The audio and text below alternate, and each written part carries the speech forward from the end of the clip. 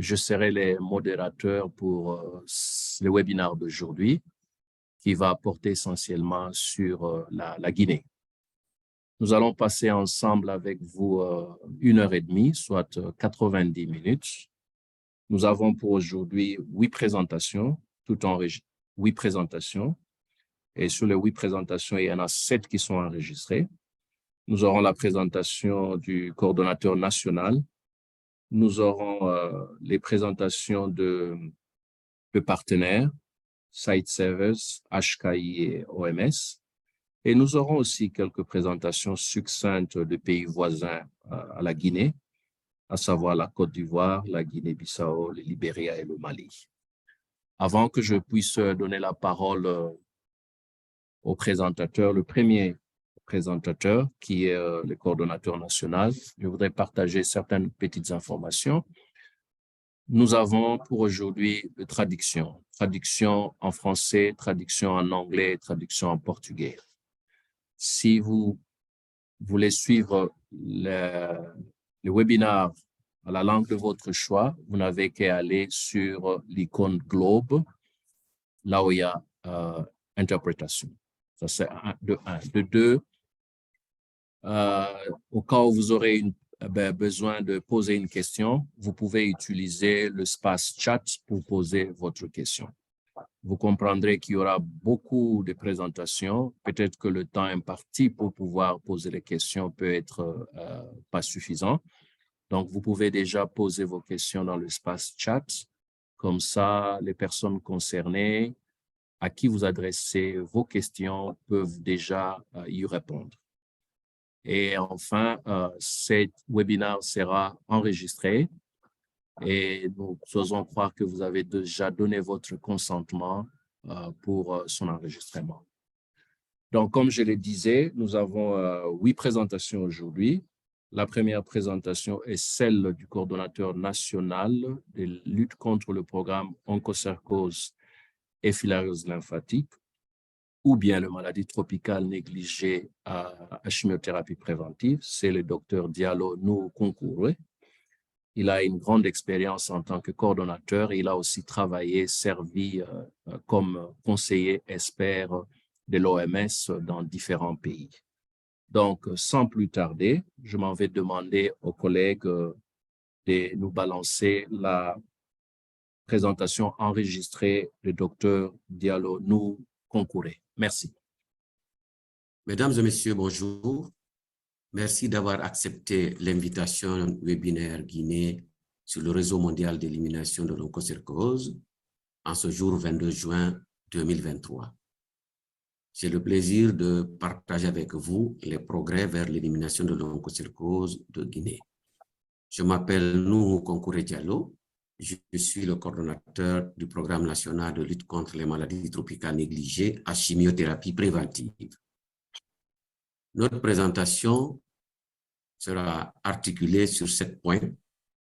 D'abord, je vais faire une petite introduction, suivie de l'historique de la lutte contre l'onchocercose. Nous ferons un point sur les évaluations entomologiques et épidémiologiques. Nous parlerons du traitement à l'ivermectine et de l'évolution des couvertures. Nous évoquerons les questions transfrontalières. Nous parlerons des défis et perspectives et nous ferons une petite conclusion à cette présentation.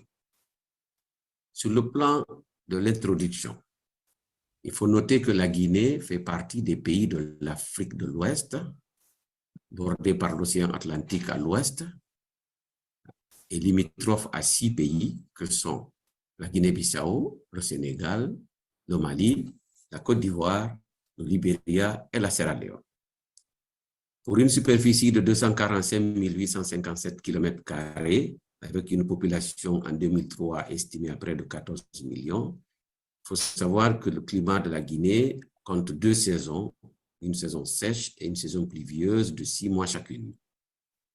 Le pays est naturellement subdivisé en 4 régions, une région côtière appelée Basse-Côte, bordant l'Atlantique, une région des montagnes appelée Fouta-Djallon, une région de la savane appelée Haute-Guinée et une région au sud-est de la Guinée appelée Guinée forestière. Elle compte 8 régions administratives 343 communes urbaines, 38 districts sanitaires. Le ministère de la Santé et de l'Hygiène publique a mis en place 13 programmes de santé, dont le programme national de lutte contre les maladies tropicales négligées à chimiothérapie préventive, qui s'occupe de la lutte contre la filariose lymphatique, l'onchocercose, le trachome, les géohelminthiages et les schistosomiases. Parlant de l'historique de la lutte contre l'onchocercose, maladie de la peau et des yeux, débilitante avec des conséquences redoutables sur le plan socio-économique, nous dirons que, en rappel, l'onchocercose est une maladie vectorielle et le vecteur de l'onchocercose est lié à l'eau.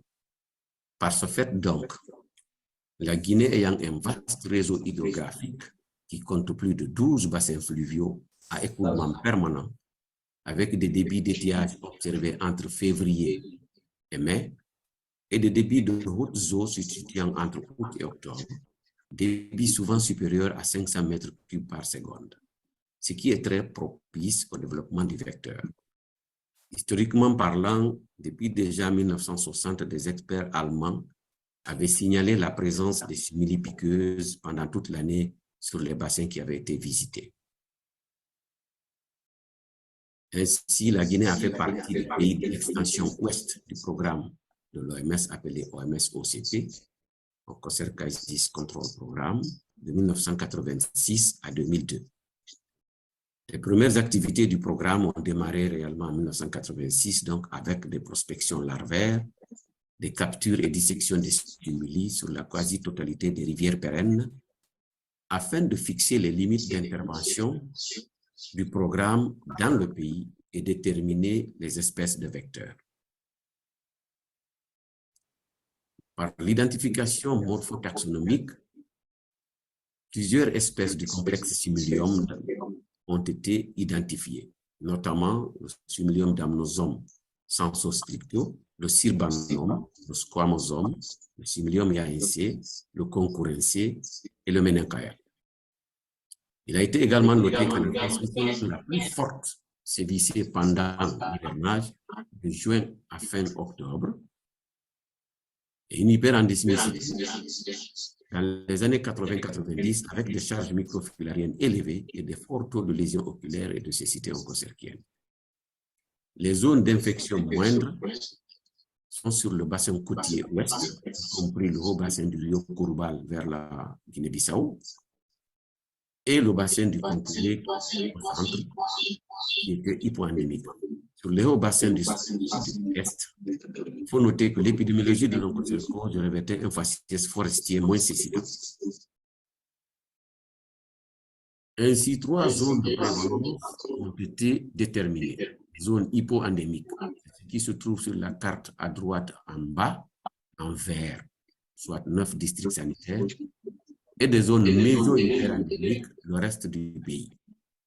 L'objectif d'alors était de réduire le risque de cécité, d'où la décision de traiter dans les zones méso-hyperendémiques. Ainsi, 24 sur les 33 districts sanitaires endémiques nécessitaient des interventions de lutte. Ces districts couvraient près de 89% du territoire, dans lesquels vivaient déjà en 1986 plus de 2 millions de personnes exposées au risque de transmission de la maladie et plus de 56 000 porteurs de microfilaires et de 20 000 aveugles ont été recensés à l'époque, ce qui démontre à suffisance le problème que représentait l'onchocercose sur le plan de la santé publique. En ce qui concerne la lutte, donc, elle a été menée en 2 zones bien distinctes. Il y a une zone dite initiale qui est composée de 18 districts sanitaires, dont 11 avec lutte combinée, c'est-à-dire épandage de larvicides et distribution de l'ivermectine, et 7 autres districts avec seulement la stratégie de distribution de l'ivermectine. La zone de forêt dite zone d'exposition sud-est de la Guinée en vert sur la carte à droite au-dessus, où seulement la distribution de l'ivermectine y a été opérée. Pour mener à bien cette lutte, la Guinée a eu le privilège de mettre en place une unité, une équipe nationale avec l'appui de l'OMS OCP, une équipe nationale composée de 4 unités techniques, dont une unité entomologique avec des entomologistes médicaux, des cytotaxonomistes, des techniciens entomologistes, des captureurs. Cette unité était spécialement chargée d'assurer l'évaluation entomologique pour mesurer ainsi l'impact des traitements larvicides sur la transmission par le vecteur. Unité épidémiologie avec des médecins épidémiologistes, des techniciens épidémiologistes, mais aussi des laborantins, chargés de mesurer la prévalence, l'incidence, les charges microfilariennes communautaires afin de mesurer ainsi la réduction du risque de cécité en fonction du temps. Une unité hydrologie composée d'ingénieurs hydrologues et d'aides-ingénieurs qui était chargée donc de mesurer à l'aide d'échelles placées dans les cours d'eau pour déterminer les températures, les débits d'eau qui devaient servir au calcul des doses d'insecticides à déverser par BIEF. Une unité hydrobiologie qui était composée de spécialistes des poissons, des ichthyologues, des spécialistes en invertébrés, des pêcheurs, qui, eux, étaient chargés d'étudier l'impact des insecticides déversés dans les cours d'eau sur la faune aquatique non cible, parce que les insecticides ne devraient tuer que les seules larves des simili. Toutes ces équipes-là étaient sous le chapeau d'une coordination nationale et avec un appui en assistance administrative, des mécaniciens, des aides-mécaniciens, des magasiniers, des chauffeurs et de la logistique. En parlant des évaluations entomologiques, il faut noter que la lutte entomologique a essentiellement pour objectif de réduire la densité des simili afin de minimiser la transmission par la réduction du nombre de piqûres. Elle permet de mesurer la tendance des taux d'infectivité des simili dans les zones sous traitement, détecter la capacité de transmission au niveau des simili adultes, de surveiller l'efficacité des traitements larvicides. L'évaluation épidémiologique au niveau des villages de première ligne, notamment, permettait donc de suivre la prévalence standardisée et les charges microfilariennes communautaires. Donc, les deux stratégies ont été utilisées, à savoir les épandages aériens et au sol de 1990 à 2002 et le traitement à l'ivermectine d'abord par équipe mobile, puis par la stratégie du traitement à l'ivermectine sous directive communautaire TIDC et enfin par traitement de masse en combinaison avec d'autres molécules. Ça se reflète sur ces images où on utilisait de manière rotatoire 7 insecticides, dont 3 chimiques, 3 organophosphorés et un biologique. Ce tableau ici nous montre la liste des 7 insecticides qui ont été utilisés. Les 3 organophosphorés sont le Temefos, le clofoxime, le pyraclophos. Les anciens du programme OCP comprennent ce que je vais dire. Et le biologique est représenté par le Bacillus thuringiensis sérotype H14.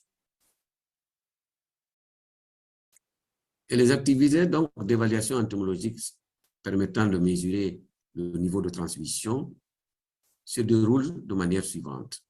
Sélection des zones de transmission prioritaires, sélection et formation ou recyclage des techniciens entomologistes, identification des sites de collecte des vecteurs, sélection et formation des captureurs villageois, collecte des vecteurs et à l'époque, on faisait aussi la dissection au niveau des bases pour envoyer les larves L3 tête au laboratoire ADN de Ouagadougou. Et puis, à Ouagadougou, c'est le traitement en laboratoire des échantillons collectés et la mise à disposition des taux de transmission, ce qui permettait donc d'avoir une cartographie des taux d'infection des vecteurs. Ainsi, cette carte-là montre la situation pré-contrôle en 1986 et la situation post-contrôle en 2002. Le programme OCP donc, a été clôturé en décembre 2002 sous l'action combinée donc, de l'herbicide et de l'ivermectine. nous avons obtenu des résultats très satisfaisants sur l'ensemble des bassins. Cependant, il persistait encore quelques zones où la situation n'était pas aussi satisfaisante que cela. On les a appelées des portes de transmission. D'où la continuation du traitement à l'ivermectine. Ici, nous vous montrons l'évolution des tendances des prévalences et des CMFL, des charges microfilariennes par bassin. Ça montre que depuis 1986 jusqu'en 2014, sur les différents bassins que sont présentés ici, le Milo, le Niger, le Nyanda, la tendance était très bonne. De même que sur les bassins du Djon, du Kuluntu, du Sankarani, du Koliba, la situation était également très bonne. Il faut noter que depuis 2014, il n'y a pas eu d'évaluation épidémiologique sur l'ensemble des bassins, donc des villages, et puis qui étaient suivis alors par manque de financement. Mais un accent particulier va être mis sur le bassin Kolenté, frontalier avec la Sierra Leone, où la situation n'est pas très réduisante. En effet, les évaluations qui ont été menées post-OCP ont montré que le long de cette frontière, il y avait toujours des porteurs de microfilaires le long du bassin appelé Kolenté. D'où la création de ce qu'on a appelé en Guinée les zones d'intervention spéciale, c'est-à-dire des zones dans lesquelles l'attention doit être portée particulièrement sur les couvertures après le traitement à l'ivermectine. Ainsi, pour plus de 3200 villages, avec une population de plus d'1 million d'habitants, cette attention devait être portée avec des traitements qui avaient été prévus normalement 2 fois par an, mais faute de moyens, c'est un traitement annuel qui a été administré dans ces zones. Sur le plan de la co-endémicité avec la filariose lymphatique, les enquêtes qui ont été menées pour la cartographie de la filariose lymphatique à partir de 2011, d'abord en 2005, puis ça a continué en 2011, ont permis de déterminer que 20 districts sanitaires étaient co-endémiques onchocercose filariose, comme le montre la carte qui se présente là, hachurée. 4 districts étaient uniquement onco. Il s'agit des districts qui sont au sud-est de la Guinée, en zone de forêt, représentés par les districts de Zérékoré, Yomu, Lola et Koubia. Et 4 districts en jaune sur la carte étaient strictement LF sans onco. Il s'agit des districts sanitaires de Dalaba, Pita, Télémélé et Boké. La partie en vert indique les districts qui étaient hypoendémiques. Ils n'ont pas bénéficié de traitement, ni contre l'onchocercose, ni contre la filariose lymphatique. Par rapport à la distribution de l'ivermectine, donc, l'historique montre qu'en 1989, on a débuté cette distribution par équipe mobile. À partir de 1996, on a changé de stratégie. Maintenant, c'est le traitement à l'ivermectine sous directive communautaire. Et à partir de 2014, c'est le traitement de masse dans 24 districts méso-hyperendémiques jusqu'à ce jour. Il faut noter que dans les 9 districts sanitaires classés hypoendémiques dès le début de la lutte, aucune intervention n'y a été menée. Nous avons été accompagnés pour cela par plusieurs partenaires. Et jusqu'à aujourd'hui, l'OMS et le Médecins donné son programme pour les médicaments, Helen Keller International dans toutes les régions par la formation, l'appui au traitement de masse, la logistique, Sites Severs dans les régions de forêt et de Basse-Côte, Speak Africa dans le plaidoyer et la mobilisation des ressources, et les organisations de la société civile dans la mobilisation sociale. Il faut noter que sur le traitement, de bonnes couvertures ont été obtenues tout le long des années, depuis la clôture de l'OCP en 2002. Nous avons ici donc le graphique qui montre les couvertures de 2003 à 2022. Ici, seule l'année 2019 ne figure pas, parce qu'en 2019, il n'y a pas eu de distribution de masse, à cause du fait que lors de la distribution de la campagne, au début de la campagne en 2019, la distribution du praziquantel dans une école a entraîné de fausses rumeurs qui ont amené le gouvernement à arrêter toute distribution communautaire pour tous les programmes. Donc, chaque année, plus de 5 millions de personnes sont traitées à l'ivermectine avec plus de 15 millions de comprimés. Alors, où en sommes-nous aujourd'hui par rapport à l'élimination de l'onchocercose en Guinée? Nous avons défini 5 zones de transmission opérationnelle avec l'appui des experts du comité d'experts pour la surveillance de l'élimination de l'onchocercose et la filariose lymphatique. La première zone, c'est une zone de savane où le taux de cécité était très élevé au début de la lutte. La deuxième zone, c'est la zone de forêt, celle qui a subi l'extension. Et la troisième zone, c'est la zone intermédiaire entre la zone de savane et la zone de forêt. La quatrième zone, c'est la zone des montagnes. Et la cinquième zone, c'est la zone où il n'y a jamais eu d'intervention. Est-ce que nous avons des districts non endémiques? Non. Il y a besoin de cartographie d'élimination? Oui, nous avons fait dans 9 districts. Et les résultats ont montré que sur les 9 districts sanitaires, nous devons poursuivre les enquêtes dans 3 parce qu'aucun des villages dans ces districts n'a eu une prévalence égale ou supérieure à 5%. Alors que dans les 6 autres, nous avons eu des villages qui ont eu des prévalences égales ou supérieures à 5% avec la méthode OV16. Est-ce qu'il y a suspicion que la transmission est supprimée? C'est possible. Pour les zones 1, 2, 3 et 4, c'est-à-dire là où le traitement a été réalisé avec l'ivermectine pendant plus de 15 ans, nous estimons qu'il faut mener des enquêtes pré-stop dans toutes ces zones pour pouvoir savoir quel est l'état actuel de la transmission de l'onchocercose afin de prendre la décision d'arrêt ou non du traitement à l'ivermectine. Donc, cette cartographie d'élimination, elle a commencé en 2021 par une prospection larvaire, identification des gîtes sur l'ensemble des bassins d'ailleurs avec l'appui de CERS et le recensement des villages de première ligne. En 2022, la collecte de sang dans les 9 districts sanitaires a été réalisée. 5 villages par district sanitaire selon le protocole que nous avons obtenu avec l'OMS, avec l'accord de l'OMS, et la confection donc de DBS. Plus de 4500 échantillons ont été collectés. Et en 2023, nous avons assuré la formation grâce à l'appui de CERS, des laborantins, et ils ont réalisé l'analyse des échantillons avec l'appui de consultants envoyés par CERS. C'est les résultats dont j'ai parlé tantôt. Voilà donc, c'est dans ces zones-là où il y a eu la récolte de ces échantillons pour la cartographie d'élimination. À gauche, vous avez en jaune, à droite, une carte qui montre les zones qui ont été traitées en rouge et les zones qui n'ont jamais reçu de traitement et où nous avons procédé à la cartographie d'élimination. Les résultats se présentent donc de cette façon-là.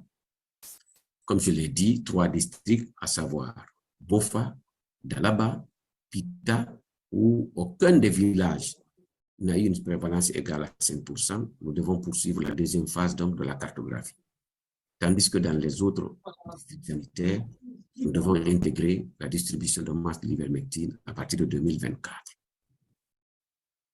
Alors, la Guinée aussi a mis en place le comité d'experts chargé de la surveillance de l'élimination de l'onchocercose et de la filariose lymphatique qui a été mis en place en septembre 2016 avec des experts nationaux et internationaux. Ce comité doit se réunir une fois par semestre parlant pour tous les membres. La dernière réunion de ce comité a eu lieu en février 2023 et a recommandé à l'époque de réévaluer plusieurs fois les gîtes,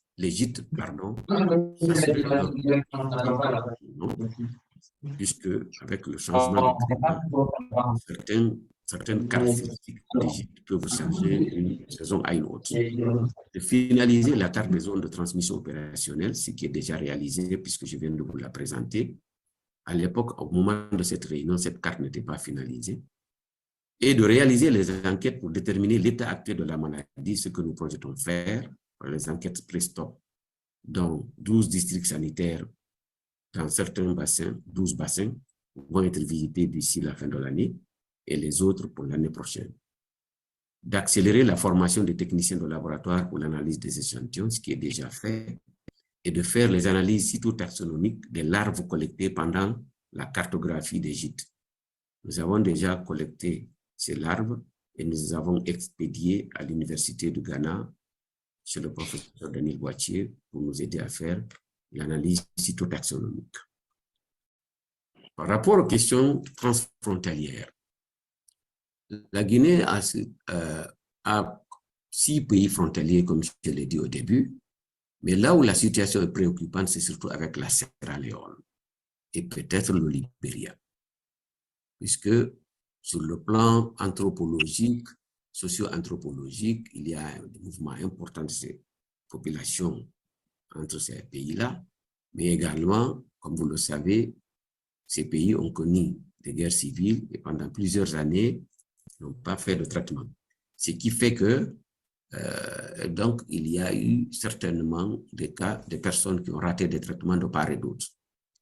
Plusieurs rencontres avec ces pays voisins ont eu lieu, plus de 6 réunions ont été organisées, et la dernière d'ailleurs, avec l'appui de Mektizan Donation Programme, les responsables onco des pays comme le Sénégal, la Sierra Leone et le Libéria ont participé à la réunion du comité des experts. 2 recommandations ont été formulées encore au cours de cette rencontre. Il s'agit de synchroniser les enquêtes et les traitements, puisque ça n'a jamais été réalisé. Et donc, c'est quelque chose à faire. Mais aussi, au cours de la planification, pour ces enquêtes ou pour ces traitements synchronisés, il faut impliquer les responsables des districts et sous-districts frontaliers, pas seulement au niveau national. En matière de déficit, de déficience, de défis et de gap, ce que nous pouvons noter, c'est que nous avons une insuffisance et une régression du nombre du personnel qualifié en entomologie et épidémiologie de l'onchocercose au fil des ans. La Guinée avait une grosse équipe onco au début des années 90, mais avec le temps, l'âge, les gens sont partis à la retraite, il y en a beaucoup qui sont décédés, qui nous ont quittés. Il est question donc de renouveler cela. Et nous avons donc besoin d'un appui pour la formation de techniciens entomologistes et épidémiologistes. Il y a également une insuffisance de moyens logistiques et financiers. Une absence de laboratoire pour l'onco. Et nous sollicitons l'appui pour que le laboratoire national de l'Institut national de santé publique soit équipé et que les techniciens soient formés, que les réactifs soient approvisionnés pour ce qui concerne l'onchocercose. Ensuite, nous avons un défi par rapport à la prise en charge des activités de surveillance par le budget national. Le plaidoyer continue en faveur du décaissement effectif par l'État de ressources en faveur du programme MPN-CTP. Les leçons apprises par rapport à la lutte contre l'onchocercose, nous pouvons dire ceci. Pour qu'un programme réussisse essentiellement, le programme de lutte contre l'onchocercose, nous devons noter qu'il faut une bonne sensibilisation et une adhésion des populations. Et cela a été effectif en Guinée grâce donc au progrès de l'OCP, mais également à l'efficacité de l'ivermectine. Il faut un engagement et de la disponibilité de toutes les parties prenantes, notamment des communautés, à travers les relais communautaires. Ceci est essentiel, puisque l'ivermectine n'arrive aux populations cibles que par ce relais. Il faut également développer un partenariat solide et diversifié pour permettre de mobiliser suffisamment de ressources. La lutte contre l'onchocercose consomme assez de ressources. Mais il faut penser à l'intégration des actions dans nos systèmes de santé. Et donc, en conclusion, nous pourrons dire qu'en dépit des difficultés rencontrées durant les années de lutte contre l'onchocercose en Guinée, de très grands progrès ont été obtenus, puisque l'objectif d'élimination du risque de cécité a été atteint. Les populations des zones exposées à la piqûre de simili ne courent pratiquement plus le risque d'être aveugles. Il faut noter qu'il y avait des zones entières, des vallées entières qui avaient été abandonnées à cause de cette cécité. Aujourd'hui, ces vallées ont été réoccupées grâce donc à la mise à disposition de toutes ces ressources par les partenaires et par le gouvernement. Après plus de 20 ans de distribution annuelle de l'ivermectine dans certains districts sanitaires, nous nous posons la question aujourd'hui. quel est le niveau actuel de la transmission dans les différents foyers oncocerciens? Dans mon développement, je l'ai dit, nous avons besoin de faire les enquêtes pré-stop dans tous les districts au niveau des villages de première ligne et au niveau des gîtes qui ont été reconnus dans ce sens. Nous espérons obtenir donc cet appui nécessaire pour réaliser ces enquêtes pré-arrêt. Et avec la cartographie d'élimination, nous notons que 6 nouveaux districts vont intégrer le traitement à l'ivermectine, ce qui va allonger encore la durée de la lutte contre l'onchocercose en Guinée, ne serait-ce que dans ces zones-là. Ceci dit, nous remercions sincèrement tous les partenaires qui ont accompagné et qui continuent d'accompagner la Guinée dans la lutte contre ce fléau. Je vous remercie. Merci beaucoup, Dr Diallo, pour votre brillante présentation sur la situation de la lutte contre l'onchocercose en Guinée, brossant le début avec OCP, la transition avec APOC et la suite maintenant avec ESPEN et les autres partenaires. Dans cette présentation, vous avez montré les grandes réalisations. Vous avez aussi touché sur la situation actuelle et les difficultés, les défis auxquels vous faites face. Je pense que nous avons tous suivi avec attention votre présentation. Sans plus tarder, nous allons passer à la prochaine étape de notre présentation qui va se focaliser sur le rôle que les partenaires ont joué dans la lutte contre l'onchocercose en Guinée. Comme Diallo l'a bien dit, il y a eu beaucoup de partenaires. Mais pour le besoin du temps, nous avons juste pris 3 partenaires. Cela ne veut pas dire que nous négligeons les autres, pas du tout. Donc, pour le besoin, nous avons Site Servers, nous avons Helen Keller International et nous avons l'OMS.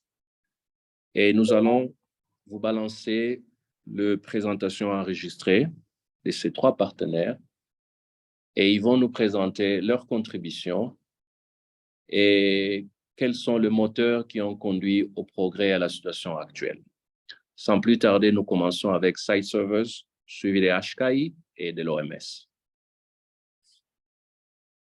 Bonjour, je suis Dr Abdourahim Sissé, je suis Senior Programme Manager à Site Servers, basé en Guinée. C'est un agréable plaisir pour moi de présenter l'appui de Site Servers dans le cadre de la lutte contre l'onchocercose en Guinée dans ce webinaire. En guise d'introduction, voici un livre qui illustre parfaitement l'historique de la lutte contre l'onchocercose en Afrique de l'Ouest, notamment en Guinée. Cette lutte a commencé dans les années 1980 avec les efforts conjugués des pays et des partenaires.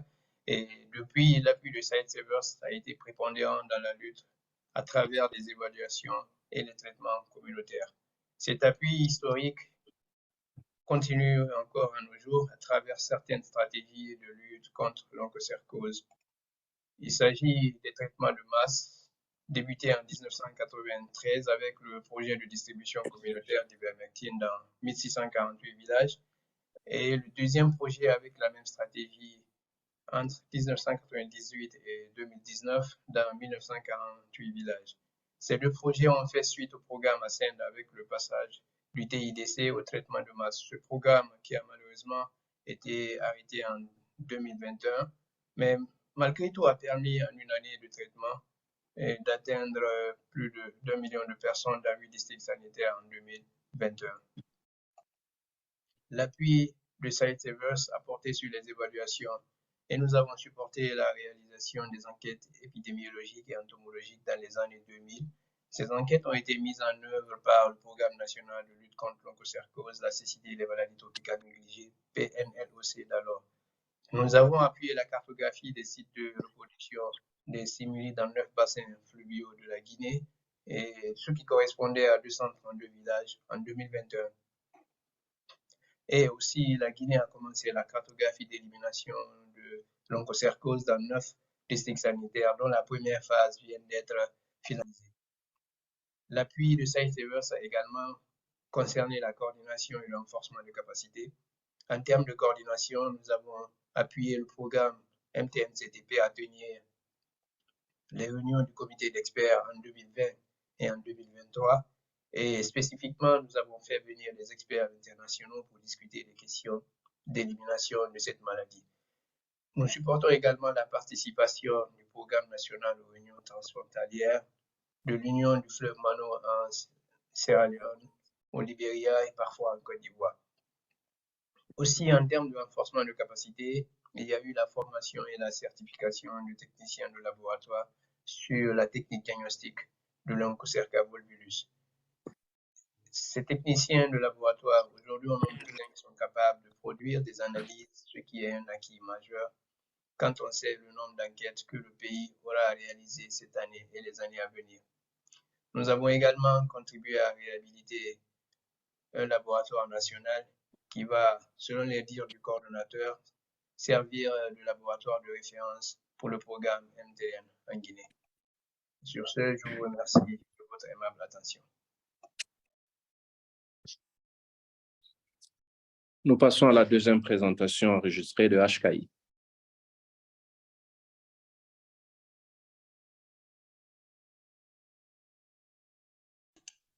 Et pendant ce temps, si vous avez des questions, veuillez le poser dans l'espace.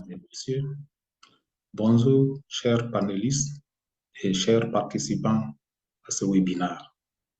Je m'appelle Lamine Lama. Je suis médecin, coordinateur du programme de lutte contre les maladies tropicales négligées à Helen Keller International Guinée. Je me fais le devoir de vous présenter la contribution de Helen Keller dans la lutte contre l'onchocercose en Guinée.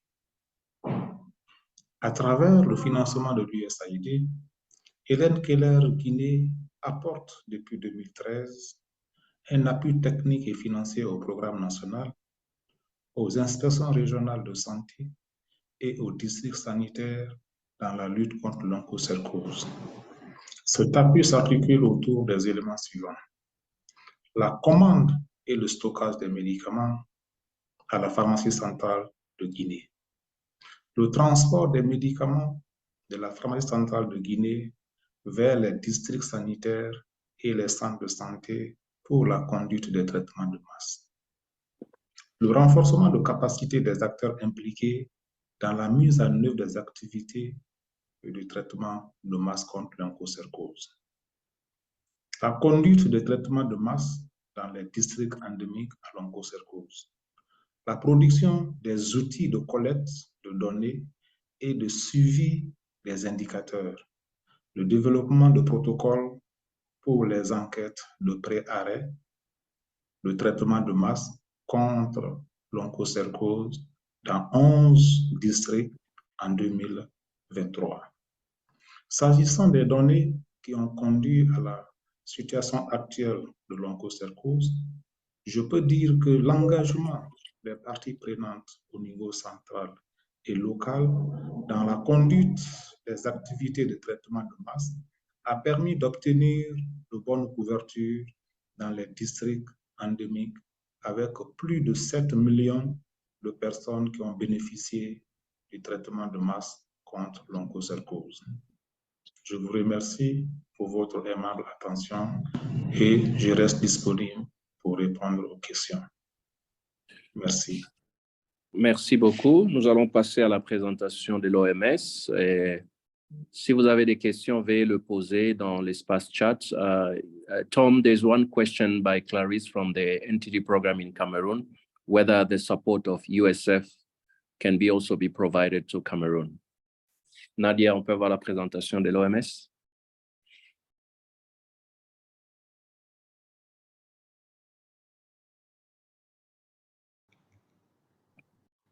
Bonjour, chers collègues. Je m'appelle Cécile Vieux-Collier, je suis conseiller pharmaceutique au bureau OMS de Guinée et j'ai en charge la gestion des maladies tropicales négligées.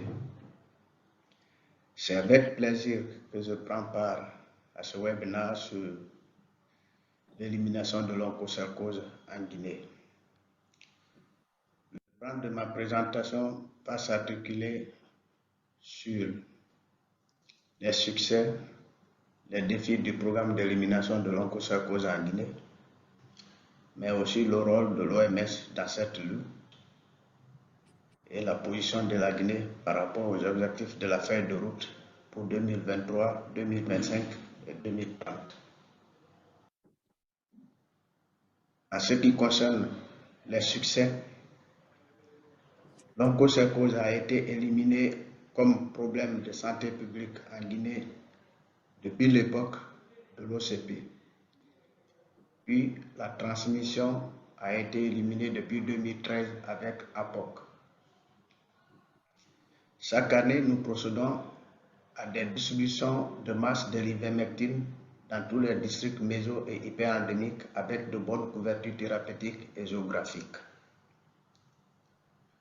Il y a aussi la mise en place du comité d'experts indépendants pour la surveillance de l'élimination de l'onchocercose, dont la dernière session date de février 2023. Session qui a connu l'appui de tous les experts de lutte contre l'onchocercose.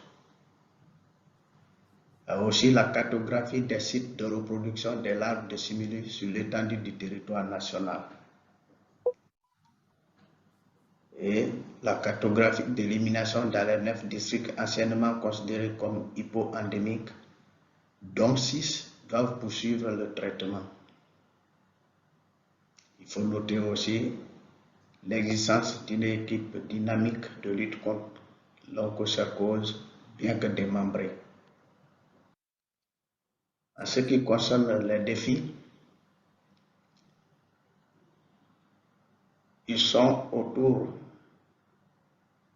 du traitement de masse, des enquêtes d'impact du traitement, des ressources humaines et de la disponibilité des autres ressources. Par rapport au traitement de masse à l'ivermectine, nous devons poursuivre le traitement dans les districts endémiques, les anciens comme les nouveaux, pour une couverture de 100%, couverture thérapeutique et géographique. Mais aussi la réduction de la transmission dans les districts endémiques jusqu'au point où il sera possible d'arrêter le traitement. Par rapport aux enquêtes d'impact du traitement, nous avons à l'agenda la réalisation des enquêtes pré-arrêt et arrêt entomologiques et épidémiologiques dans les 24 districts sanitaires qui sont sous traitement depuis plus de 10 ans. En ce qui concerne les ressources humaines, nous avons besoin de former une nouvelle génération d'entomologistes et d'épidémiologistes pour compenser le vide laissé par la mise à la retraite massive des cadres. Ce qui est de la disponibilité des autres ressources, nous avons des soucis par rapport à la garantie des ressources financières, mais aussi le soutien politique et communautaire. Le rôle de l'OMS ESPEN dans cette lutte a consisté à l'approvisionnement en médicaments, matériels et équipements essentiels, la mise en disposition des directives, mais aussi une étroite collaboration avec le Comité national d'élimination. Il faut noter aussi la recherche des financements, le renforcement des capacités techniques en matière d'enquête épidémiologique et entomologique, d'analyse de données, mais aussi d'analyse des échantillons collectés. Par rapport à la position de la Guinée face aux objectifs de la feuille de route pour 2023, 25 et 30,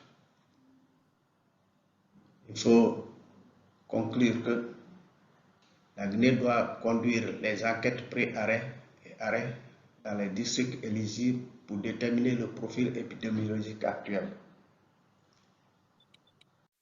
Mais aussi débuter le traitement en 2024 dans les nouveaux districts éligibles après la cartographie d'élimination de l'onchocercose. Il est aussi important d'envisager des stratégies alternatives d'élimination de traitement de masse dans les districts sanitaires. Je vous remercie pour votre aimable attention. OK, merci beaucoup à tous les trois présentateurs, à savoir HKI, Site Servers et OMS. Comme je l'ai dit au début, nous avons l'espace réservé pour les questions. Si vous avez les questions, veuillez le poser. Et les personnes à qui ces questions sont posées doivent veiller et une fois qu'il y a une question, répondre. Ça va nous permettre de gagner un peu en termes de temps quand nous allons ouvrir le micro pour des questions en live.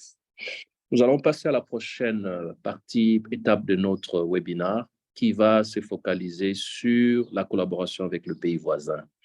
Comme l'a dit Dr Diallo, la Guinée est entourée de 6 pays, la Côte d'Ivoire, la Guinée-Bissau, le Libéria, le Mali, le Sénégal et le Sierra Leone. 6 pays. Mais pour le besoin de temps, nous nous sommes focalisés sur 4, à savoir la Côte d'Ivoire, la Guinée-Bissau, le Libéria et le Mali. Donc, sans plus tarder, je vais demander à nos collègues de nous balancer les présentations enregistrées de ces 4 pays. Merci.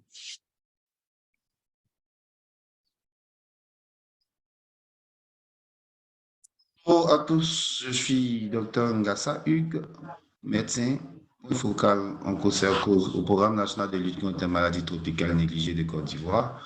J'ai la charge de vous parler de l'oncocercose en Côte d'Ivoire, défi transfrontalier avec la Guinée. Diapo.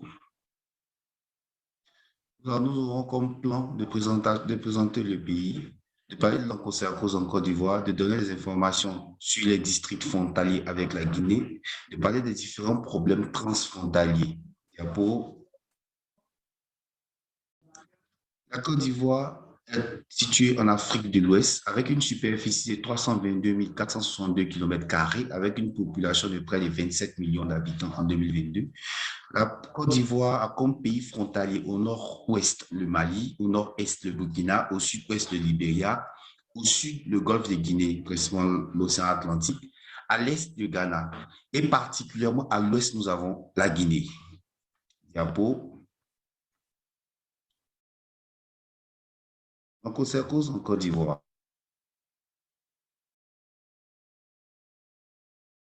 La cartographie de l'oncocercose à l'OCP et en 2014 à l'APOC. Le nombre de districts endémiques à l'oncocercose est de 97 districts sanitaires sur les 113 districts. Le nombre de districts co-endémiques à la FL est de 90 districts. Au niveau hydrologique, la Côte d'Ivoire a 11 principaux bassins fluviaux. La cartographie des gîtes lavaires nous a permis d'avoir 114 gîtes lavaires productifs sur ces 11 bassins fluviaux. Diapo.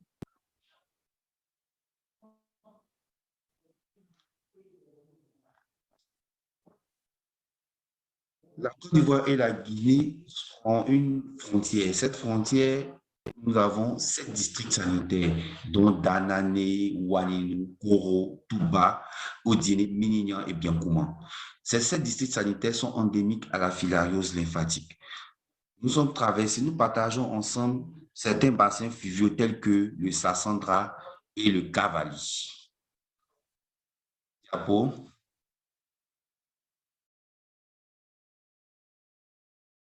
Ces districts sanitaires tels que Biankouman, Danane, ont fait 4 tours de TIDC et Odiéné, Ouanénou, Touba, Koro et Minignan ont eu 6 tours de TIDC.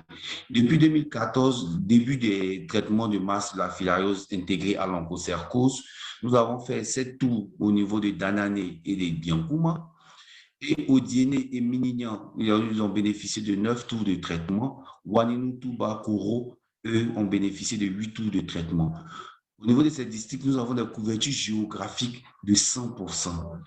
La couverture épidémiologique varie de 70% à 77%, dont 70% à Danane, 72% à Biankouman, 70% à Odiéné, 72% à Ouanénou, 74% à Touba, 76% à Koro et 77% à Minignan.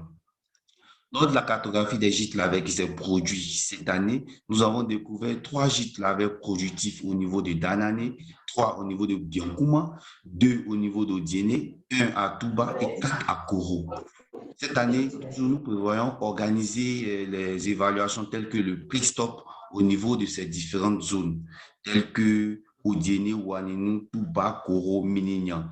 2024, nous allons faire les évaluations de pré-stop au niveau de Danané et de Biancouma. Merci. Diapo. Comme problème transfrontalier, nous avons une absence de réunions transfrontalières en vue de mener des actions de lutte conjointe au niveau de nos frontières. Donc, pour régler ce problème, nous devons planifier des réunions transfrontalières afin de mener conjointement des traitements de masse, des évaluations conjointes à ces frontières. Voici ainsi présenté l'oncocercose au niveau transfrontalier de la Côte d'Ivoire. Nous vous remercions. Merci.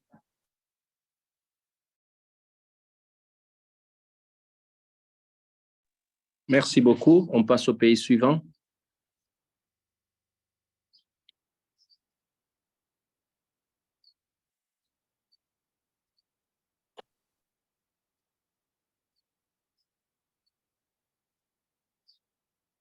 Oui, bonjour. Je m'appelle Dr Christophe Manjoua. Je suis bissau-guinéen et je suis directeur de la lutte contre les maladies en Guinée-Bissau. Donc, pour commencer, depuis la fin de l'année de 1980, le pays a débuté avec l'appui technique de APOC en l'époque. Ils ont commencé à faire des cartographies remotes dans le pays pour voir la prévalence de la maladie sur le pays.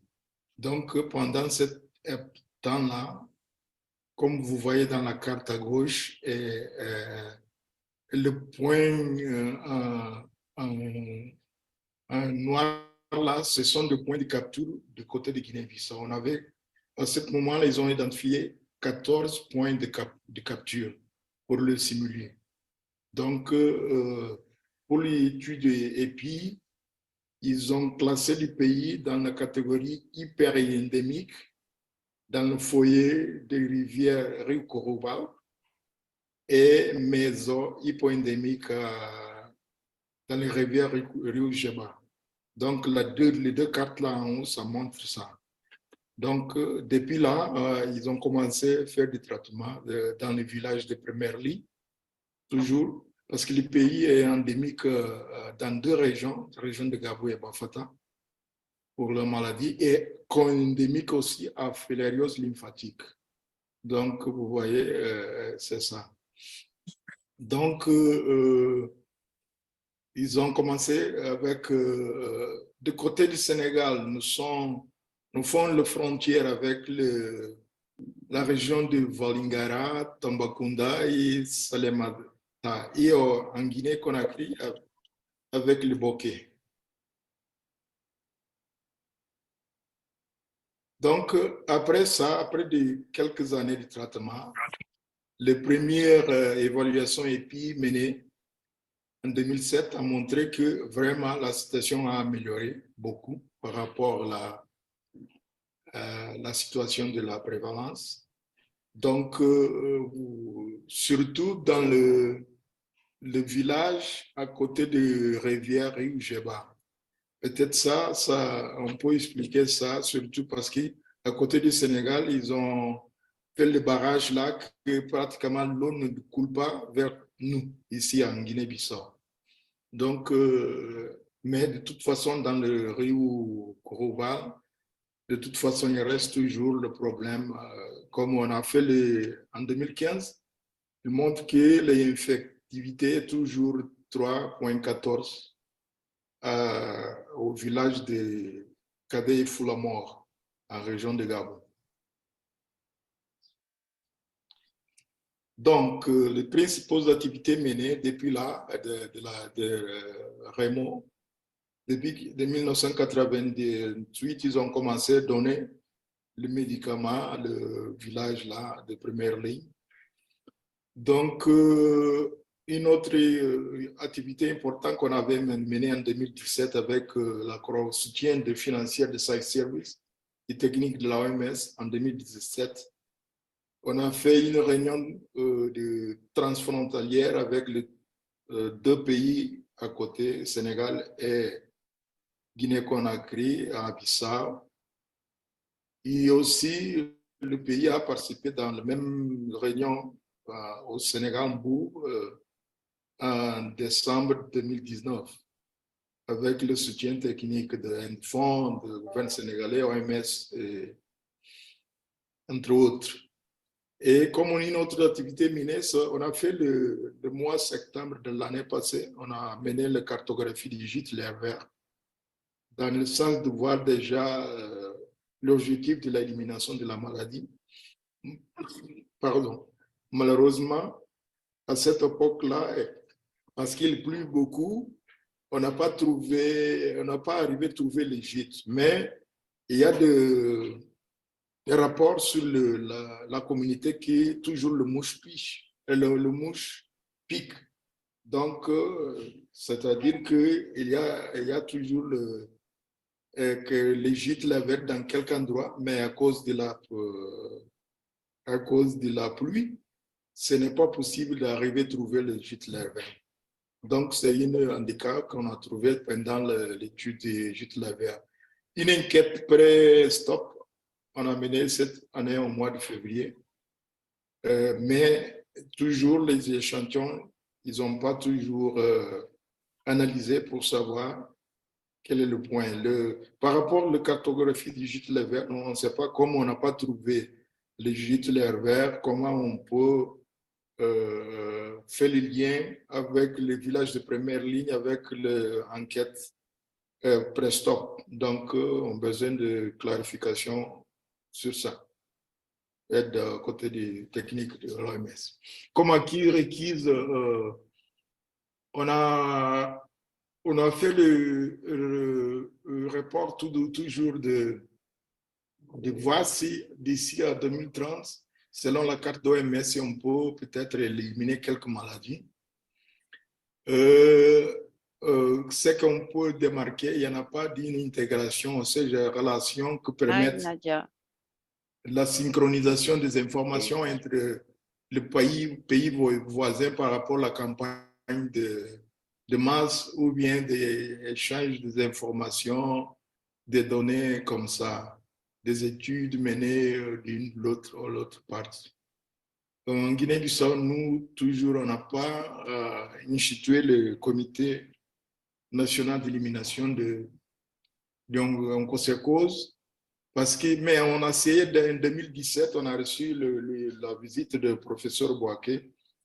Mais maintenant, par rapport à le grand problème qu'on avait, c'est d'avoir un terme de référence, d'avoir l'expert international et au même dans les pays de sélectionner le profil des gens pour faire partie du comité et après ça, le ministre fait un arrêt ministériel pour faire marcher le comité là.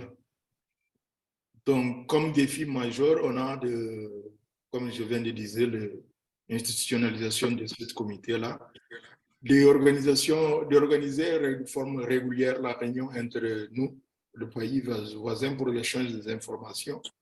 Et surtout, on manque de spécialistes en entomologie pour le côté de surveillance entomologique, parce qu'on n'a pas dans le pays quelques spécialistes par rapport à ça. Maintenant. Et merci à tous. Muito obrigado, Dr. Manjuba. Il nous reste deux pays, le Mali et le Libéria. Je vais demander à Nadia qu'on fasse passer la présentation du Mali et puis nous aurons une présentation live du Libéria avant de passer, avant d'ouvrir le podium pour des questions en live. Comme je l'ai dit, il y a des questions déjà qui sont posées. Veuillez y répondre. Et Majumba, j'ai déjà des éléments de réponse par rapport à la constitution du comité d'élimination, les termes de référence et les profils. Donc, Nadia, over to you. La présentation du Mali.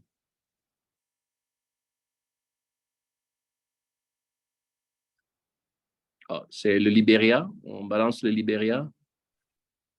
Yes, and it is Dr. Karsokoli who will present live. No problem.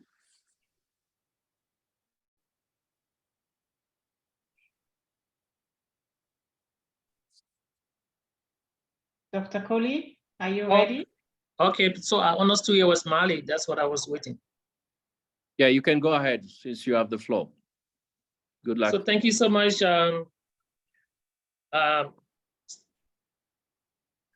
My name is Karsokoli. I'm doing this presentation on behalf of Sony Zema, who is the coordinator for OncoSarcoidosis.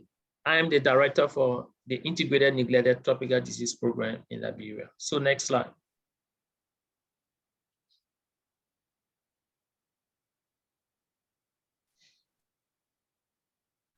Next slide. Sorry, it's working very slowly. Okay.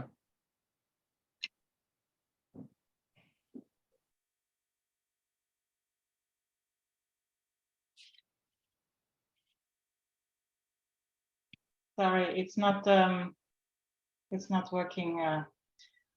France, can you please jump in? Can you do the slide share on France?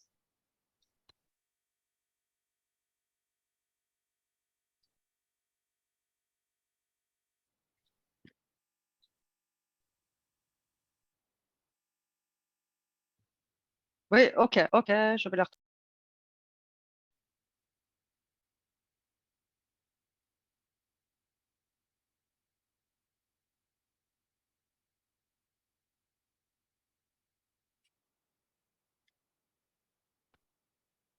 Okay, we try again. Okay. So just go to the next slide. Yes, now it works. Okay. Okay, so what you see here is the map of Liberia, and our focus is the counties that are neighboring Guinea. That's Lofa County, Bon County, and Nima counties. Those are the three counties that border Guinea. The countries is also bordered by Sierra Leone and Cote d'Ivoire. Next slide. Since we have limited time, 5 minutes to do this, our presentation is quite short. So we have 15 political subdivisions in Liberia core counties. Out of the 15, I just presented 3 that borders Guinea. We have had more than 12 rounds of mass drug administration in Liberia on OncoSarcoidosis, even though it has been integrated with lymphatic filariasis.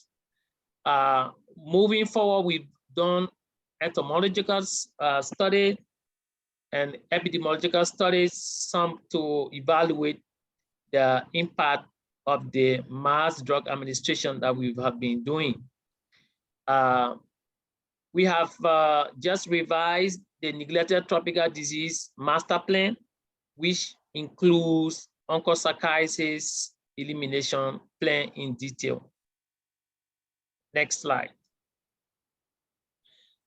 So specific questions that were asked that we emphasize on was, what are the cross-border challenges between Liberia and Guinea? So to answer that question, we firstly think that the lack of financial support to continue the Mano River Union regulars or rotational meetings among countries is one of the challenges. The Mano River Union countries are the 4 countries here: the Cote d'Ivoire, Sierra Leone, Guinea, and Liberia. In this meeting, we have normally discuss cross-border issues. At this time, that meeting is not being held due to lack of resources. And so we have not had integrated plan in terms of looking at cross-border issue. So one of the challenges is also high migration between 2 countries. As you are aware, the borders are porous, there are intermarriages, there are trades between us. So that also poses a challenge in treatment, especially treatments that are not synchronized. We do treat people coming from Guinea, family members from Guinea, and then family members across to the other side. One of the challenges we also have is the technical advisory group meeting. It's still a challenge, like other countries have said, the issue of having technicians for epidemiological studies a challenge for Liberia as well. Next slide. So this slide is just to tell you basically some of the challenge we have in country in terms of the elimination effort. As you know, we are using now the OV16, and all of us, our targets are to reduce the prevalence less than 1%. And you can see a few of the counties, Bombing, Grand Bassa, and the other counties where we still have more than greater than 5% or 7% prevalence in some of the counties, which indicates that there's still a lot to do, especially along the bordering counties and communities. Next slide. So how can these issues be addressed jointly? We think jointly we should be able to develop a joint detailed epidemiological situation map for bordering communities and districts, so that Guinea, Liberia can clearly see what are the situations along the border. Then regular coordination meetings at borders, which should also include reorganizing the Mano River Union meetings that can help us to clearly see what is the situation, and then plan for synchronizing activities along the border communities and districts. That will include the mass drug administration in synchronization. And then we should try as much as possible provide support to the staff and health workers along the communities or the bordering communities. Next slide. So just as I summarized, we need support to reorganize the Mano River Union meeting. We need to plan together and share experiences along the border and then carry on intervention. Thank you. That is the end of my presentation. Look up to you for questions. Thank you so much, Kasoli. Ladies and gentlemen, we are done now with recordings. We are going now to move to the next item of our agenda, which is the discussion. The floor is now open for questions, and feel free to raise your hands and we'll give you the floor, and then you can ask your question. I'm going to ask to all the presenters, Diallo, Site Services, HKI, WHO, Côte d'Ivoire, Guinea-Bissau, Liberia, and Mali, to check the chat box, and if you have any question addressed to you, please feel free to reply using the chat box. But if you want us to give you the floor, we will do so. So the floor is now open. We have 20 minutes left before we give the floor back to Dr. Diallo for closing remarks. So who's taking the floor first?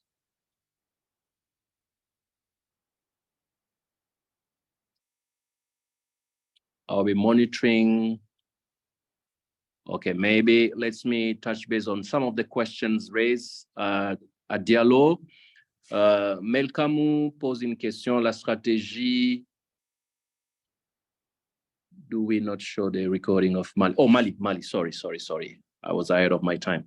So, yes, thank you for reminding me. Nadia, we can play the presentation from Mali. Sorry. It's a very short presentation, I think one or two or three slides. Bonjour à tous, je me nomme Dr Sangaré Yakouba, je suis le coordonnateur du programme national de lutte contre l'onchocercose du Mali. Donc, j'ai l'honneur d'être un panéliste pour la présentation de la situation de la Guinée et la Guinée qui est un pays frontalier avec le Mali comme d'autres pays.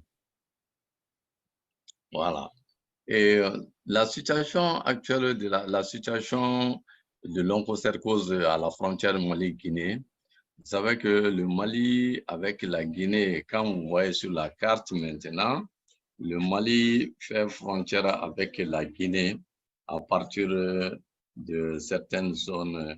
Voilà les zones, les zones limitrophes, les régions de district limitrophes avec la Guinée, c'est-à-dire la région, la zone de transmission de la Guinée, avec des zones de transmission opérationnelles, le cas 06 qui est là, avec le cas 05.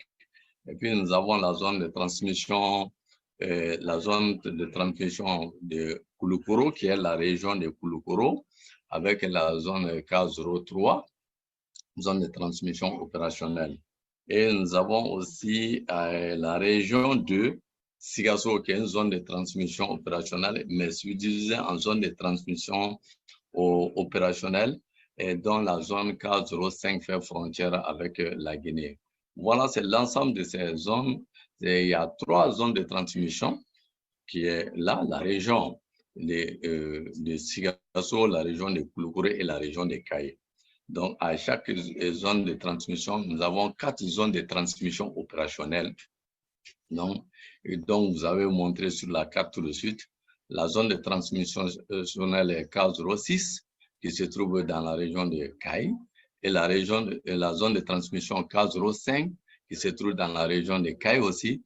Maintenant, nous avons la zone de transmission opérationnelle K03 qui se trouve dans la région de Kouloukoro et la zone de transmission là.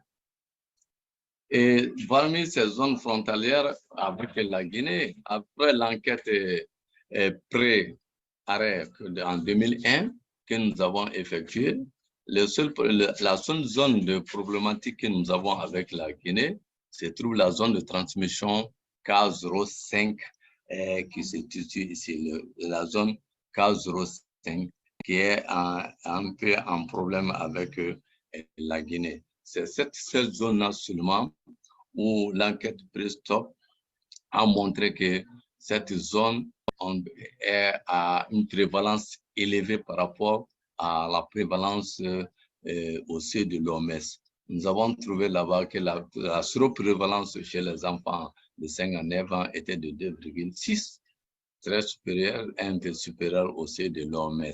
Donc, c'est là, cette zone-là, où nous avons des petits soucis avec la frontière de la Guinée. Ça, c'est la situation au temps aujourd'hui où on a.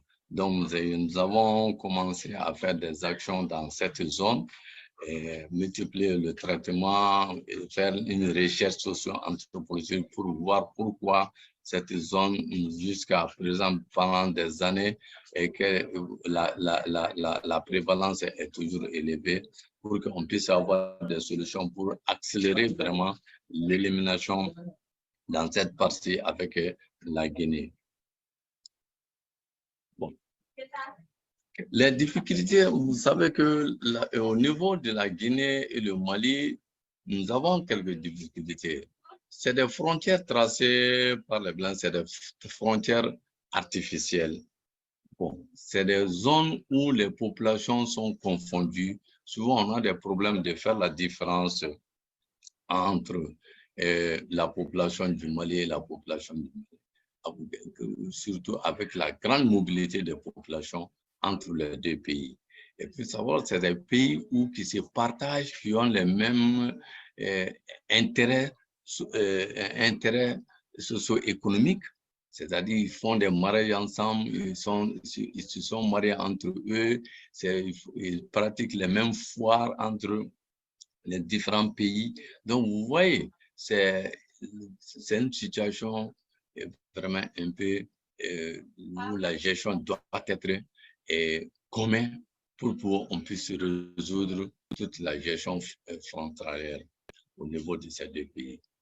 En plus de cette frontière artificielle et grande mobilité de la population avec des intérêts économiques, malgré toute cette situation aujourd'hui, nous n'avons pas une collaboration franche et avec la Guinée dans le cadre de la gestion, dans le cadre de la lutte contre l'onchocercose. D'où ce qui nous amène maintenant que pour pallier, pour que nous puissions aller ensemble, pour que nous puissions résoudre les facteurs communs entre les deux pays, qui est l'intérêt socio-économique entre les deux pays avec cette frontière artificielle. Il va falloir qu'on se réunisse pour faire un plan de lutte transfrontalière commun. C'est-à-dire, là, chacun va se trouver, il y aura entre une collaboration. Avec ce plan et l'organisation des rencontres transfrontalières va nous permettre à nous tous, chacun, être là. Sinon, si le Mali arrête le traitement dans la zone, nous, la situation de la Guinée, nous, on ne maîtrise pas. Et peut-être avec cette mobilité, je pense que là, sera la même chose. Donc, vraiment, il faut qu'il y ait une gestion commune de ces frontières pour que vraiment on ait un plan solide commun et on puisse travailler ensemble et suivre l'évolution. Même après l'arrêt et tout, il va falloir une surveillance intégrée dans les différents pays pour que vraiment on puisse avoir les bons résultats, pour qu'on puisse, on ne peut pas, puisqu'il n'y a pas une recrudescence d'un pays à un autre. Ça va de soi dans toutes les frontières. Ouais, le Mali a une grande frontière en matière d'onchocercose avec les pays voisins. Et nous, et pour cela même, le Mali, dans ce cadre-là, nous avons entamé l'élaboration d'un plan de lutte transfrontalière et nous avons cartographié tous les districts sanitaires et les aires de santé qui font frontière avec la Guinée. Et là, nous souhaiterons dans l'avenir connaître aussi s'il y aura l'occasion de faire un séance de travail avec la Guinée et que chacun face à face avec les districts, nous connaissons quels sont les districts et les villages qui font frontière directement de la Guinée avec nous. En ce moment, les responsables de ces centres de santé, dans le plan, vont commencer à faire un travail conjoint et une communication des données entre eux, et cela va résoudre vraiment la situation transfrontalière. Vraiment, c'est la seule souci aujourd'hui au Mali, c'est cette gestion transfrontalière avec les autres pays, non, là où qui n'est pas jusqu'à présent formalisé, et que nous souhaitons dans l'avenir, dans les jours à venir, qu'il y a des grandes rencontres, qu'on puisse formaliser, qu'on ne soit pas seulement à parler chaque fois dans les rencontres, qu'on met un document concret qui va nous guider tous et chacun va s'appliquer sur ce document pour aller à l'avant. Vraiment, voilà à peu près la situation de la lutte, la situation de l'onchocercose entre la frontière du Mali et la Guinée. Vraiment, je vous remercie.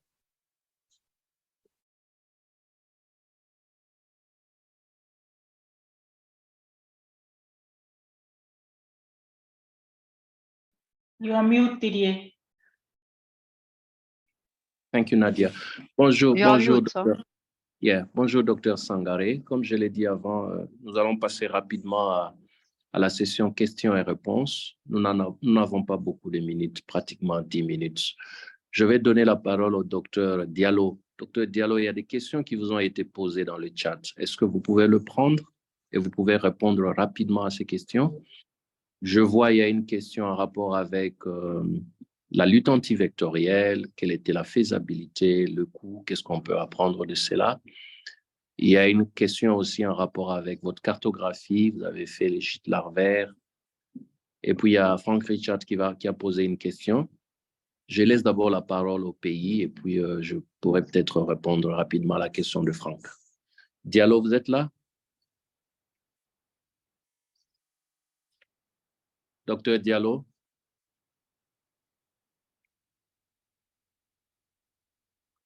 Let me check if Diallo is around. Diallo, votre micro est fermé. Si vous pouvez l'ouvrir. Non, non, attendez. Vous m'entendez? Je vous entends maintenant, allez-y.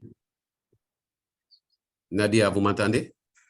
Oui, nous vous entendons. Moi, je vous entends parfaitement. Je peux y aller? Allez-y. Bien, je disais que je remercie sincèrement l'OMS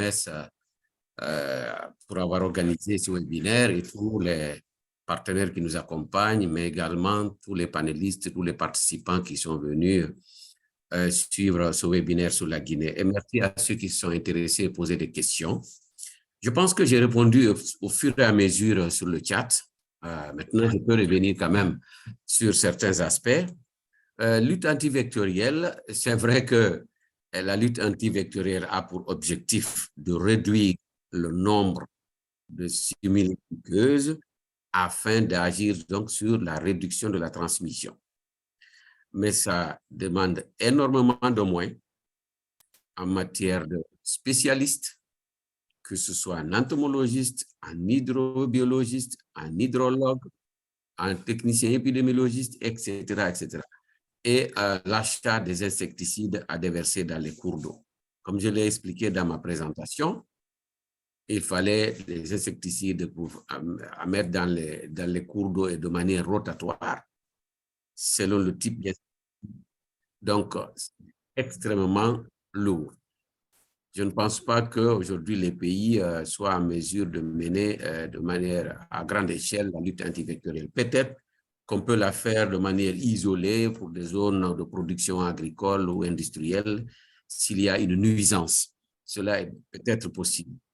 Mais à grande échelle, dans le cadre du contrôle de l'onchocercose, à mon avis, que ça va être très difficile du moment qu'on ne parvient même pas à faire des réunions transfrontalières, faute de moyens.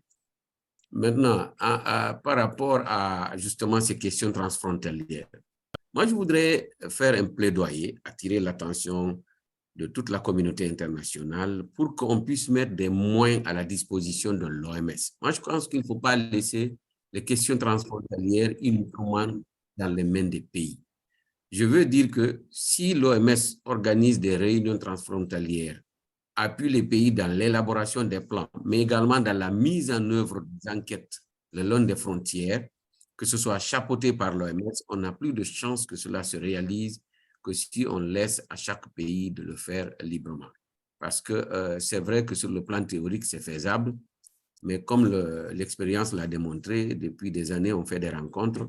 Jusqu'à aujourd'hui, je ne pense pas qu'il y ait eu un seul plan d'action qui prévoit ce genre d'intervention le long des frontières. Parce que qu'est-ce qu'il faut? Il faut deux choses. Un, il faudrait qu'on s'assure que les traitements sont faits et correctement faits de part et d'autre de la frontière. À quand la Guinée aura le médicament par rapport au Mali ou par rapport à la Sierra Leone?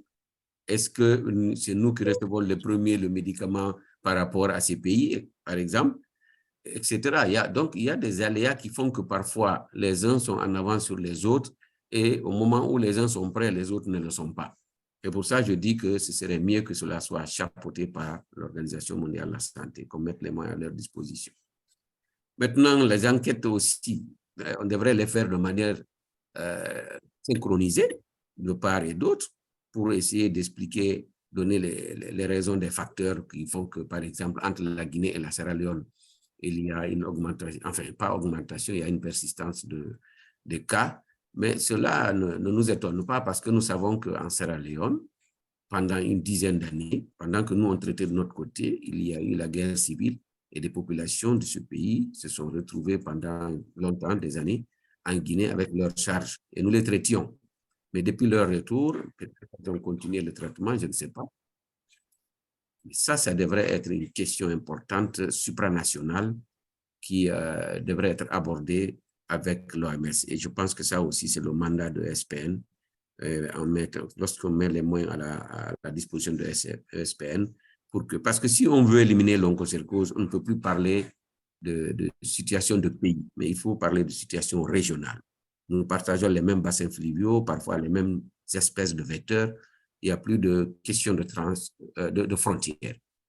Je pense que Dr Bakajika, c'est ce que je pouvais dire pour ne pas abuser du temps. Il est déjà 13h27. S'il y a d'autres questions en direct, je suis toujours disposé à répondre. Merci. OK, merci beaucoup, Dr. Diallo. Je ne sais pas.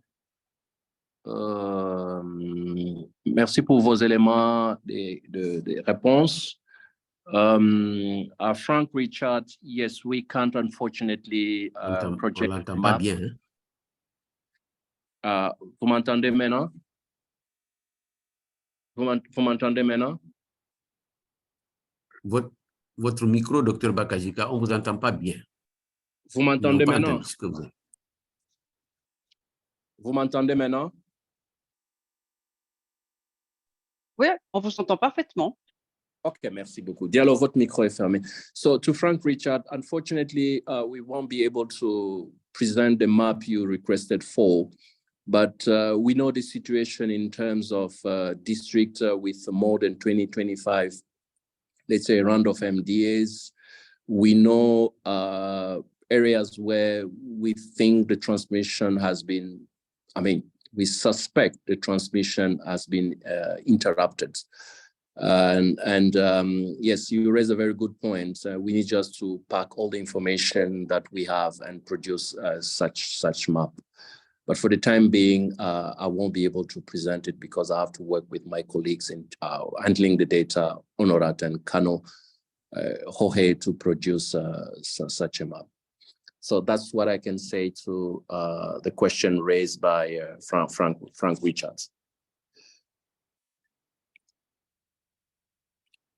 Il y avait une question related to la situation des K05, Dr. Sangaré. La situation des gîtes larvaires en 2023 dans la zone opérationnelle K05. Est-ce que vous l'avez? Je pense que Dr. Sangaré n'est pas avec nous. OK. Non, il n'est pas connecté. OK. There's a question by Alphonse Renz. Are there any signs of ovovolus becoming resistant, less susceptible to ivermectin in Western Africa? I know there's a study by a team from Ghana on ivermectin becoming. There's a publication, and it was during the epoch time, and the document is available online, and the publication you can find it easily. But if you need, I can get it from my computer and share it with you personally on ivermectin becoming less susceptible in one area in Ghana, I think, is a Asubende area. So, but we can share that publication offline, unless there are some other publications on the topic. There was also a question by Ngoram. Ngoram, est-ce que vous êtes encore là? Ngoram Norbert J. Je pense que c'est la Côte d'Ivoire. Est-ce que vous êtes là, Ngoram? Donc, si Ngoram n'est pas là, on va encore prendre une ou deux questions parce que nous avons commencé autour de 14h05 heure de Genève. Je vais encore donner une ou deux questions à deux personnes de le poser avant qu'on passe la parole à Dr. Diallo.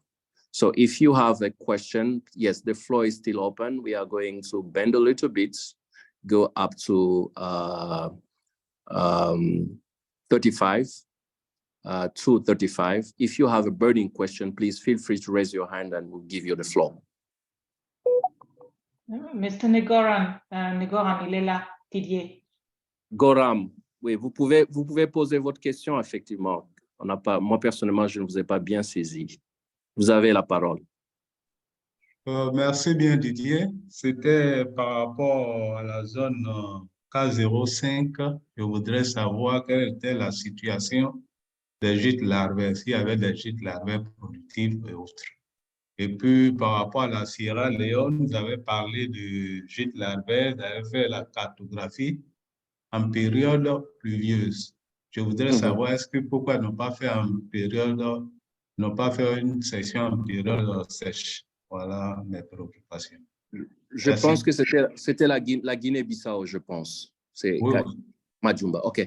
En ce qui concerne votre question à la zone KI05, selon les informations à ma possession, hein, je sais qu'il y a un travail qui est en train de se faire dans la zone KI05 avec l'appui de Enfant, mais malheureusement, Dr Sangaré nous a déjà quittés. Il est, je pense, sur le terrain. Mais je sais qu'ils ont, après l'échec de l'enquête pré-arrêt, ils ont mis en place l'arsenal des stratégies pour pouvoir travailler et être en mesure de traiter de façon agressive et revenir peut-être après 3 ans, 4 ans pour pouvoir revérifier la situation. Ça, c'est ce que je connais. En ce qui concerne ce qui s'est passé avec Majumba, vous avez dit que vous avez fait la prospection des gîtes larvaires pendant la saison pluvieuse et que la plupart des gîtes étaient inondés. L'idéal serait de revenir pendant la bonne saison pour pouvoir revoir la situation. Parce qu'il y a 2 fois des gîtes qui sont permanents, il y a des gîtes qui sont temporaires. Ça, c'est connu, hein, en Afrique de l'Ouest, c'est connu. Mais je pense avec votre partenaire Site Service qui est en train de vous appuyer, j'ai vu certains collègues des Site Service dans la Réunion, par exemple DICO et les autres, vous pouvez vous asseoir et voir comment vous pouvez aborder le point et voir ce qui peut être fait. Mais j'ai aussi appris que vous avez collecté beaucoup d'informations et l'échantillon est assez important pour vous donner certaines informations. Il faudrait peut-être voir les résultats des analyses.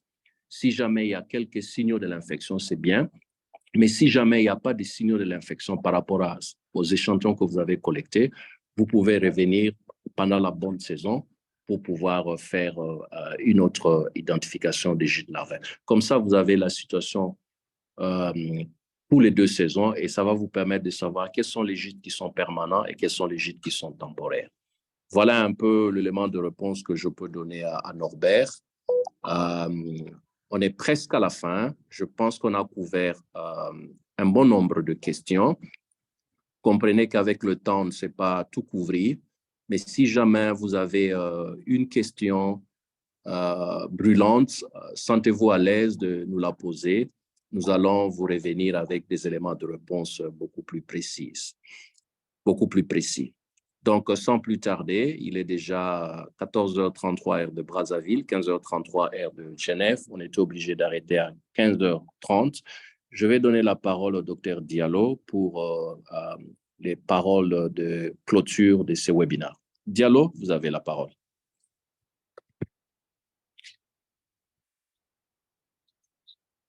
Diallo, vous êtes là? Oui, est-ce que vous m'entendez? Yes. Vous m'entendez bien? Yes. Oui. Allez-y. OK. Je disais que très brièvement, d'abord, merci à tout le monde. Merci à tous ceux qui ont participé. La Guinée est à la croisée des chemins. On a parcouru un long chemin, certes. Nous avons atteint de très bons résultats. Le plus dur, c'est de maintenir ces bons résultats et de nous assurer qu'il n'y a pas de retour de l'infection dans les zones que nous suspectons bien assainies. Alors, nous demandons un appui, nous sollicitons un appui pour nous permettre de nous rassurer à quel état nous nous trouvons aujourd'hui. Quand je dis état d'endémicité de l'onchocercose, dans les zones qui ont été soumises sous traitement. Je l'ai dit aussi dans la présentation que dans les zones hypo-endémiques qui n'ont jamais été traitées, nous avons déjà trouvé qu'il y a 6 districts qui vont rejoindre le traitement et nous allons partager ce rapport. L'analyse des échantillons a été déjà faite. Nous allons partager le rapport. Et donc, ça veut dire que le combat continue. Et la situation de questions transfrontalières, j'ai proposé que l'OMS prenne ça sérieusement en main pour pouvoir chapeauter non seulement les réunions, mais également les activités supranationales qui pourraient se faire en matière soit d'études de facteurs explicatifs, soit d'évaluation épidémiologique ou entomologique, ou même de traitement. Voilà donc ce que je pouvais dire en termes de conclusion et que ce genre de rencontre, c'est également important. Mais je pense que peut-être une fois l'an, est-ce qu'il n'est pas possible de réunir ce beau monde-là en 1 ou 2 jours pour pouvoir discuter de tous ces aspects-là? C'est une question que je pose et je pense que comme souvent tout le monde est là, ce serait bien qu'après avoir couvert beaucoup de pays par webinaire l'année, qu'on puisse se retrouver une fois en présentiel. Merci. Oui, avant de clôturer, je voudrais répondre à votre dernière question. Est-ce qu'il n'y a pas une possibilité qu'on puisse se réunir une fois l'an? Oui. Cette année, nous sommes en train de préparer une réunion qui aura lieu au Sénégal. On ne l'entend pas bien. Hein? Je ne sais pas si les autres m'entendent. Je disais que cette année, nous sommes en train de préparer une réunion au mois de septembre, au mois d'octobre. Et la réunion aura lieu à Dakar. Nous allons réunir tous les coordonnateurs de programme ONCO dans le cadre de la réunion GON. Donc, restez sur, nous vous rassurons que la réunion aura bel et bien lieu. Nous avons déjà eu l'approbation du gouvernement sénégalais pour organiser cette réunion et nous sommes déjà dans le préparatif. Vous allez recevoir save the date emails vous demandant de booker, de réserver déjà la date pour la réunion de GON qui aura lieu au Sénégal. Une fois de plus, merci, chères dames et messieurs, pour votre disponibilité. C'est un plaisir pour moi d'être le chair de cette réunion. On ne peut pas tout couvrir en 90 minutes après pratiquement 40 ans de lutte contre l'onchocercose, mais je pense qu'il y a encore beaucoup de choses à faire et nous devons nous serrer les mains pour pouvoir aller tous vers l'élimination. Si nous ne pouvons pas éliminer dans un bon nombre de pays d'ici 2030, mais au moins il y a le sub-targets qui ont été mentionnés dans le roadmap, éliminer au moins dans 50% de la population, arrêter au moins dans un certain nombre de zones de transmission. Et l'appui des partenaires est capital pour voir là où nous avons traité pendant 30 ans, 40 ans, 20 ans, quelle est la situation actuelle et, au vu des résultats, décider de l'arrêt du traitement ou si la transmission est encore en cours, penser aux stratégies alternatives de traitement pour accélérer l'interruption de la transmission et aller vite vers l'élimination de la transmission de la maladie. Une fois de plus, c'est un grand plaisir et bon après-midi, bonne soirée et bonne journée à tous. Merci. Bye bye. Merci, au revoir. Merci. Merci. Merci, au revoir. Merci beaucoup. Merci. Merci. Au revoir. Bonne soirée. Au revoir. Bye.